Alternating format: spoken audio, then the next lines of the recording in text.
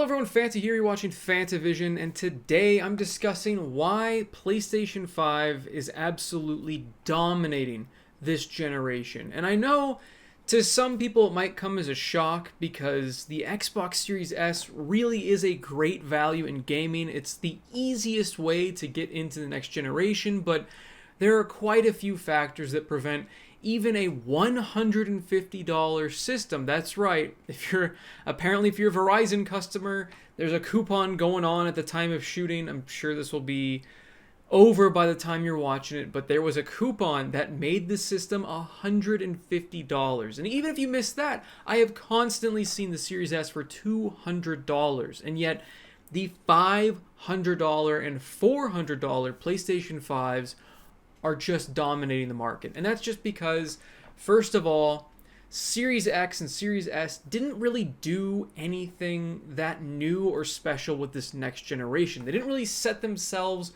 apart between the last generation and this one. I mean, even you look at the controller. Is this an Xbox One controller or is this an Xbox Series X controller? It's hard to tell because it looks almost exactly the same except for this little share button.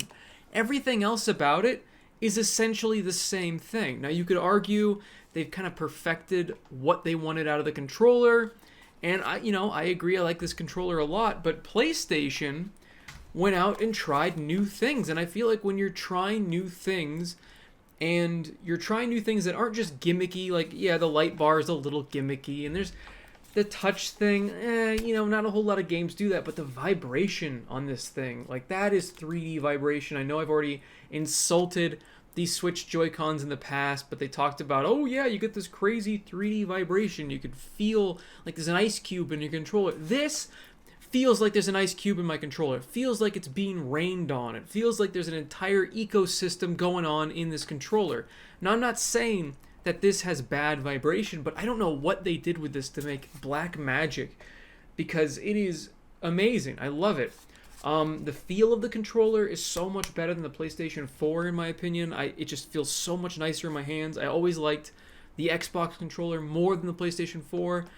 They upgraded it. They did upgrades, and that's the thing that Xbox didn't really do with their design. They just went with what worked, which, yeah, you could argue, again, that's a good thing, but it's also not going to bring people over from the PlayStation camp, because another reason why the PlayStation 5 is dominating is because PlayStation 4's outsold the Xbox One like 2-1, maybe even more, because the PlayStation 4 had so many great games, it had lots of exclusives, and the Xbox One, it started off on a really bad note where they basically said, don't buy this system unless you can always be online. They also said you couldn't even have used games in the start, and that honestly, that killed the audience. That killed the audience for that system. You cannot start an entire generation like that. And the thing is Microsoft was winning in the Xbox 360 PS3 generation, but PS3 caught up and actually beat 360 near the end,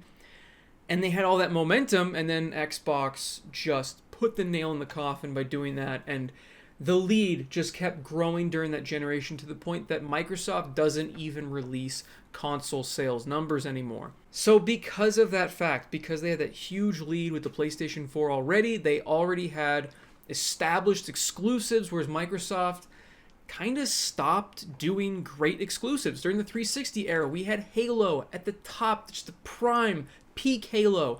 We had Gears of War, peak Gears of War, just phenomenal game after phenomenal game that was only on Xbox. Go to Xbox One generation, and they killed every single one of their exclusives. And that's another reason why the PlayStation 5 is winning.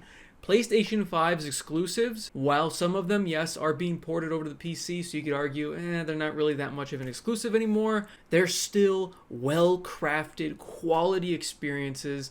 They're so much fun. They feel just so polished, and most of the games don't have any sort of microtransaction or any sort of scumbaggery when it comes to the monetization, whereas Microsoft just leans into it with every single one of their games. Even the exclusives they haven't ruined, like Forza, is still full of microtransactions and things you can buy. It's just a shame to see so many great things from Microsoft just go to hell because they just pumped them out too quickly and gave them to studios that didn't know what the hell they were doing with these games. Gears of War, I mean, I'm not even excited for the new one anymore. I don't care. That series is dead to me. Halo Infinite kind of put the final nail in the coffin. That was the chance to bring the series back, and everybody was playing Infinite launch. Everybody was so excited for this game. And then it came out bare bones, barely functioning, and it just... that was it. That was it for the hype for Halo. Now, if you look at the player count for Halo, it's pathetic. And I know I've talked about that so many times, but as a person that loves the series, it's sad to see. Microsoft had a distinct advantage with Game Pass, and it seemed like they could have recovered, but they just couldn't keep eating into their bottom line. And I know they still are, but that $1 Game Pass thing that got people over and converted all of your Xbox Live Gold to Game Pass Ultimate was just an insanely smart idea, and they needed to continue to do that because they're still hemorrhaging players. I guarantee there are a lot more people that had the Xbox One that are going to the PlayStation 5 than there are people that went from PlayStation 4 to Xbox Series X. It's just not happening. What Microsoft needed to do was set themselves apart and really focus in on getting quality games to the system that would entice you to get an Xbox over a PlayStation. And they just haven't done that because they do not care about exclusives anymore. They care about Game Pass. And unfortunately, even Game Pass, I feel like, I mean, some months are just not great.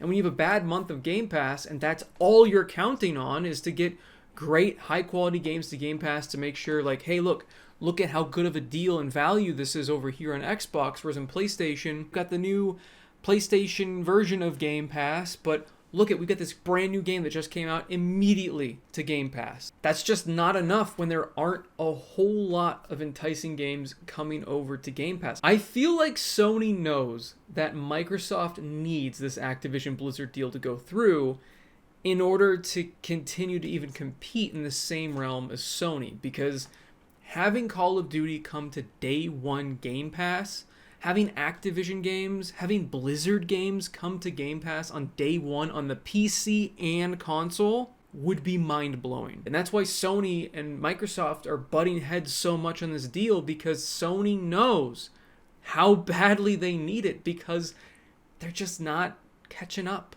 They need more definitive reasons to get that console over the PlayStation. That's the thing, though.